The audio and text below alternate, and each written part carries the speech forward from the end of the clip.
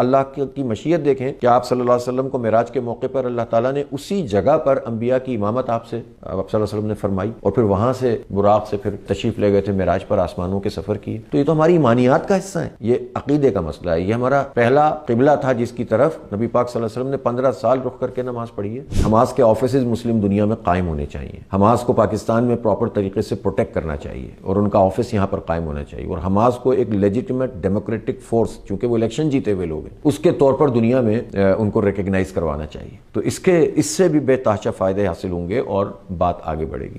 یہ بات سمجھ لینی چاہیے کہ جو جد و جہد اہل غزہ کر رہے ہیں یا ویسٹ بینک کے لوگ کر رہے ہیں، فلسطینی کر رہے ہیں، یہ جد و جہد صرف فلسطین کی زمین کی جنگ نہیں ہے، یہ عقیدے اور نظریے کی جنگ ہے، یہ بیت المقدس کی آزادی کی جنگ ہے، یہ مسجد اقصیٰ جو اس احاطے میں موجود ہے اس کی آزادی کی جنگ ہے، اور اس کو ہم اپنے ایمانی تقاضے کے مطابق لے کر چلیں، بجائے اس کے کہ یہ ہم ان کے حوالے کر دیں۔ یہ عرب اور عجم کا مسئلہ نہیں ہے۔ امریکہ تو ان کے لیے بہت کچھ کر سکتا ہے قبضہ گیروں کے لیے۔ ابھی ٹرمپ صاحب نے آتے ہی جو پابندیاں تھیں قبضہ گیروں پر، وہ پابندیاں اٹھا لی ہیں، بتا دیا کہ میں تو اسرائیل کا بہت بڑا دوست ہوں۔ تو یہ تو کر سکتے ہیں، لیکن ہم کیوں تماشا دیکھتے رہیں؟ اس لیے ہمیں فلسطینیوں کی مدد اس لیے کرنی ہے کہ وہ بیت المقدس اور قبلہ اول کی آزادی کی جنگ لڑ رہے ہیں۔